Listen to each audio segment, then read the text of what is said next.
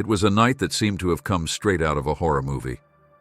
The sky was covered with thick clouds that blocked even the moon's glow, leaving the road submerged in an unsettling darkness. I was driving alone on a deserted road, surrounded by towering trees whose leaves whispered with the wind. The sound of the engine was the only constant noise, but even that began to falter as the car's battery seemed to lose power. The radio emitted only static. My cell phone had no signal, and the fuel gauge light flickered as if signaling an impending problem. Suddenly I saw a figure on the roadside. A man in a long black coat and a hat that partially hid his face raised his arm, asking for a ride. My instinct told me to keep driving, but the idea of leaving him there, alone in the middle of nowhere, deeply unsettled me. I slowed down and stopped near him. When the man walked up to the car, his expression made me uncomfortable. It was something hard to describe, neither fear nor gratitude, but an emptiness that seemed devoid of any human emotion. Still, I unlocked the door. He got in without saying a word, just nodded and pointed forward, as if he already knew the destination. The silence inside the car was deafening, creating a heavy and oppressive atmosphere. I tried to start a conversation, asking where he was going, but he answered me with something that made my hairs stand on end. "Where you're going to?" The phrase echoed in my mind, bringing a sense that something was deeply wrong. As I drove, a strange feeling of danger began to grow inside me. The man remained still, staring at the road ahead, as if he knew exactly what awaited me. My heart raced, and the air seemed denser with each passing second. I glanced at him, and the faint dashboard light revealed details I hadn't noticed before. His hands were pale, almost translucent, and the hat-shadowed eyes that reflected no light at all. I began to feel a knot in my stomach, an inexplicable certainty that picking up that man had been a terrible mistake.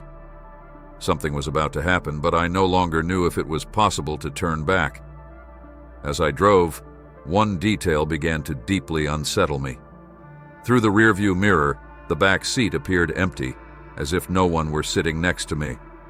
My heart raced, and the cold shiver down my spine only intensified.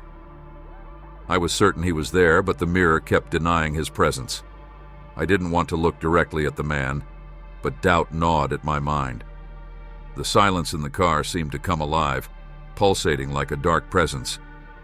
The air grew heavier, and the feeling that something terrible was about to happen suffocated me. The man remained still, staring at the road, indifferent to the tension building inside me.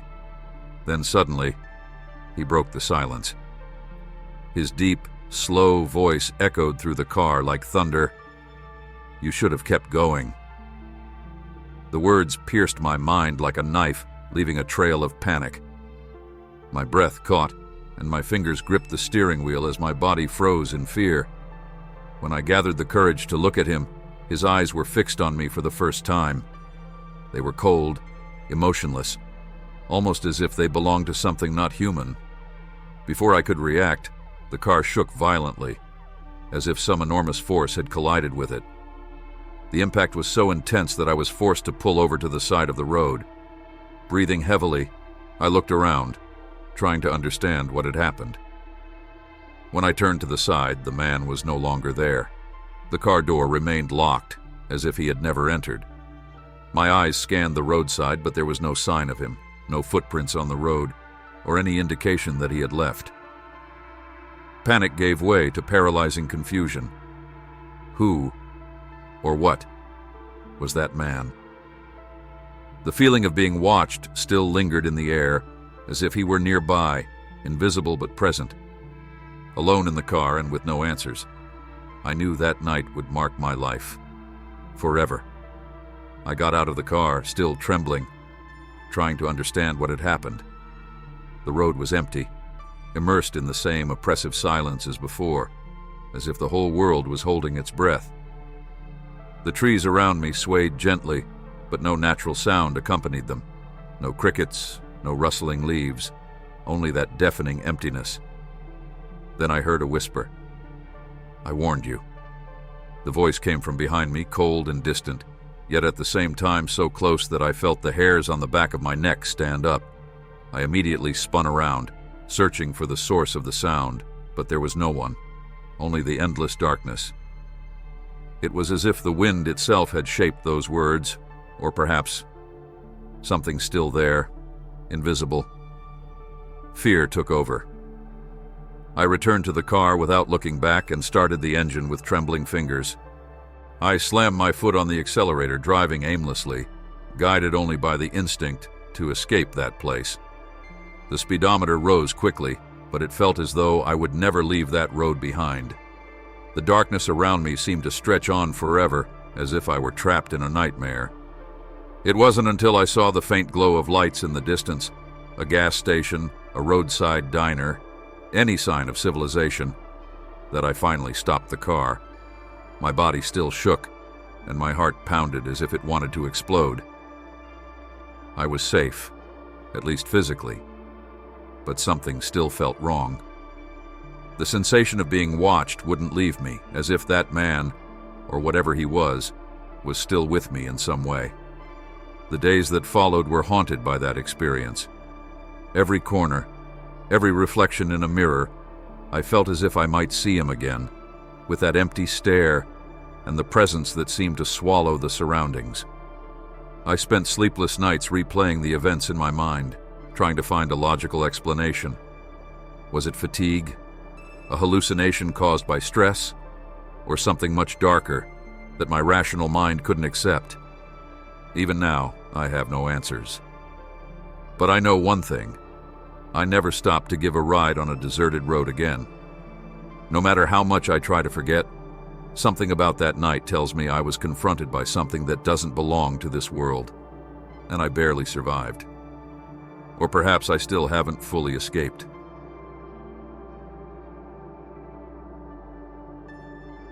It all started on a cold night as I drove down a deserted road, surrounded by absolute silence. The sky was completely dark, with no stars visible, and the only light was from my car's headlights, cutting through the darkness. I had just left work, running late as always, with the weight of exhaustion on my shoulders. The radio was off, and the hum of the engine was my only companion on the long, straight road that seemed endless. After miles of solitude, I spotted something on the side of the road. At first, it looked like an indistinct shadow, but as I got closer, I realized it was a woman. She was standing still, seemingly motionless, wearing a thin jacket, her arm raised in a hitchhiking gesture. Something about her seemed off, but the emptiness around me and the cold wind that swept through the area made me slow down. When I rolled down the window to hear what she had to say, I was met with a pale smile and a gaze that seemed both vulnerable and distant. Her voice was soft, almost inaudible, as she asked for a ride to the next town. I hesitated for a few seconds, weighing the situation. Leaving her there seemed cruel, but a part of me felt stopping had been a mistake. Even so, I unlocked the door. As soon as she got into the car, an almost imperceptible change happened. The air seemed thicker, weighed down by a presence I couldn't explain. She held a small bag tightly against her chest, sitting stiffly in the passenger seat, while her eyes wandered out the window. The silence that had once been a relief now became unsettling, and the sound of the road seemed muffled. I tried to make conversation to ease the tension, but she responded briefly, almost as if she were distracted. With every word I spoke, the discomfort inside me only grew. No matter how much I wanted to ignore it, the darkness of the road seemed even more intense, as though the night had swallowed the world around us. My fingers gripped the steering wheel for no reason, and my heart raced without explanation. Her presence, although seemingly harmless, brought an indescribable feeling, as if something terrible was about to happen. And although there was no clear reason, I knew this journey would never be forgotten.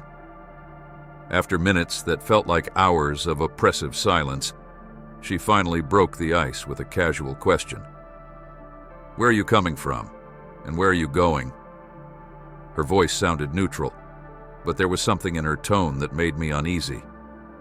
I replied casually, trying to dissipate the tension that had taken over the atmosphere.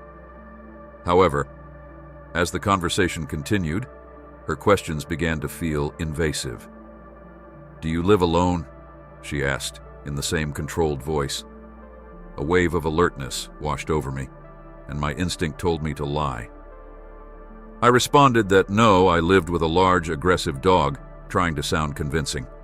She reacted with a low chuckle, almost mocking, as if she could see through the lie. This seemingly simple detail made the suspicion I felt grow even stronger.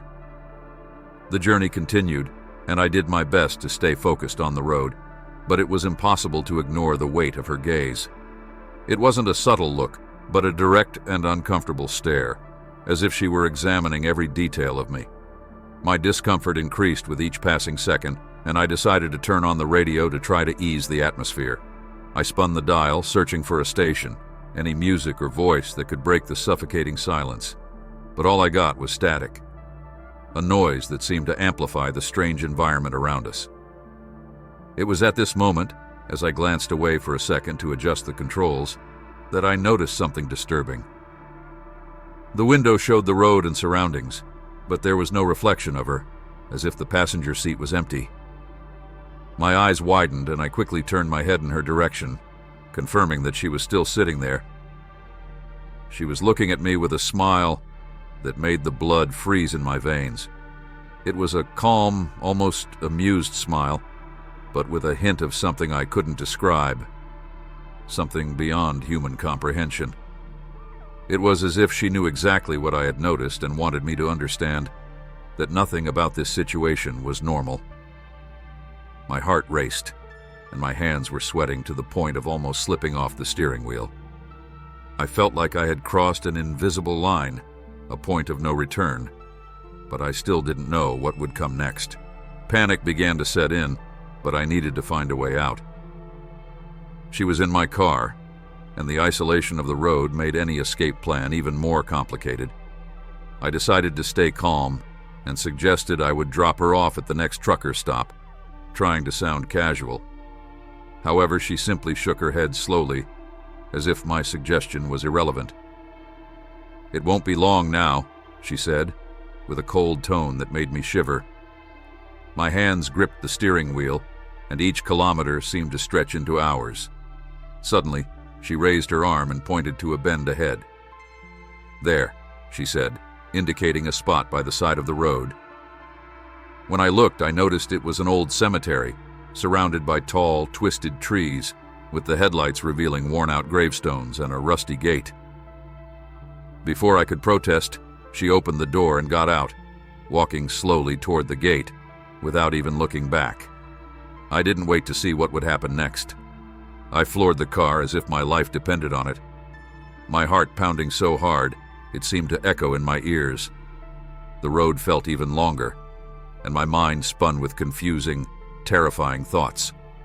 When I finally got home, I turned off the engine and tried to breathe deeply, but something in my peripheral vision caught my attention. The passenger seat. There, where she had been sitting, was a small purse I hadn't noticed before. With trembling hands, I picked up the purse and opened it, revealing a piece of yellowed, aged paper. As I unfolded it, my blood ran cold. My full name was written in delicate but firm handwriting. I turned the paper over and saw a simple phrase, but one that carried a terrifying meaning. "See you soon." Since that night, the thought of driving down deserted roads gives me chills. The car, which was once a symbol of freedom, now brings memories of something I never want to relive. Never again, under any circumstances, will I give a ride to a stranger. And I always keep the doors locked while driving. The piece of paper is still stored in a drawer as a grim reminder of that night. No matter how hard I try to move on, the feeling that something or someone is still watching me lingers, like an invisible shadow that won't let me forget.